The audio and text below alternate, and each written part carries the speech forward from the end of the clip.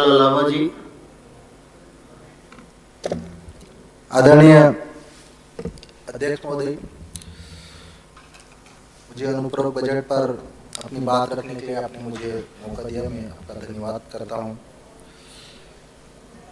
माननीय अध्यक्ष महोदय, इस अनुपूरक बजट को मैंने पढ़ा और सरकार की तरफ से एक नारा बार बार लिया जा रहा है कि सबका साथ, सबका विकास और सबका विश्वास। माननीय अध्यक्ष महोदय,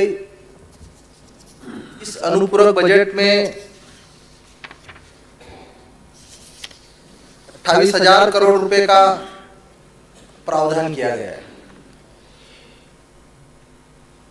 इस अनुपूरक बजट में कांग्रेस पक्ष के विधानसभा क्षेत्रों में एक भी रोड स्वीकृत नहीं किए गए।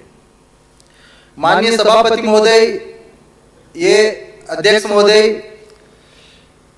ये लोकतंत्र और इस लोकतंत्र के मंदिर के भीतर प्रत्येक विधानसभा का विधायक साथी लाखों जनता के माध्यम से चुनकर आता है और इस लोकतंत्र की यही खूबसूरती है कि सबका ध्यान रखा जाएगा, चाहे वो सत्ता पक्ष को हो, चाहे विपक्ष का हो। लेकिन इस विधानसभा के भीतर हम महसूस कर रहे हैं माननीय अध्यक्ष महोदय कि यहाँ तो सिर्फ सत्ता पक्ष का ही विकास किया जा रहा है, विपक्ष को बिल्कुल अनदेखा किया जा रहा है। 28,000 करोड़ के बजट में मनावर विधानसभा क्षेत्र से मुझे एक भी रोड की स्वीकृति नहीं दी गई। मनावर विधानसभा क्षेत्र, मनावर शहर बाईपास के लिए हमने लंबे समय से मांग की सरकार से। मनावर विधानसभा क्षेत्र 4 स्टेट हाईवे से जुड़ा हुआ है। आए दिन औद्योगिक क्षेत्र होने के कारण वहां पर दुर्घटनाएं होती रहती है। मुझे उम्मीद थी कि इस अनुपूरक बजट में मनावर विधानसभा, मनावर शहर के लिए बाईपास की स्वीकृति दी जाएगी। लेकिन मुझे दुख इस बात का है कि लंबे समय से संघर्ष करने के बावजूद भी सरकार ने एक बाईपास स्वीकृत नहीं किया है। हमारे विधानसभा क्षेत्र में ट्राइबल ब्लॉक, उमरबन ब्लॉक है और वहां पर काकड़दा, भादरा, लवाणी, सुराणी, आमसी, पाडला, खंडलाई, टेमरिया और देवरा, ये पूरा एक आदिवासी क्षेत्र होने के साथ साथ में सूखा क्षेत्र है। और इस क्षेत्र में नहर के लिए चतुर्थ चरण का एक्सटेंशन के लिए मैंने पिछले बार भी सदन में लगातार मांग करी।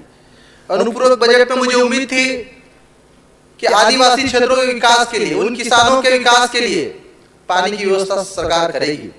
लेकिन इस अनुपूरक बजट में उसका कुछ भी जिक्र नहीं है। माननीय अध्यक्ष महोदय, मेरी विधानसभा क्षेत्र में कम से कम 250 आंगनबाड़ी केंद्र ऐसे हैं जो भवन विहीन हैं। मुझे उम्मीद थी कि इस अनुपूरक बजट में कम से कम 40-50 आंगनबाड़ी हमें स्वीकृति मिलेगी। लेकिन मुझे अफसोस के साथ कहना पड़ रहा है कि क्या इस लोकतंत्र में, इस प्रदेश में कांग्रेस पार्टी के विधायकों के क्षेत्र में 1 रुपया भी सरकार नहीं खर्च करना चाहती है। तो यह भेदभाव माननीय अध्यक्ष महोदय, आपसे उम्मीद करते हैं कि जिन विधायकों को जनता ने चुना है उनके साथ ऐसा भेदभाव नहीं किया जाए। हम उम्मीद करते हैं माननीय अध्यक्ष महोदय, आपकी अध्यक्षता में सभी विधायकों के साथ, सभी जनप्रतिनिधियों के साथ न्याय होगा, यही अपेक्षा करता हूं। आपने मुझे अवसर दिया, अध्यक्ष महोदय, बहुत बहुत धन्यवाद। श्री सुरेश राजे जी।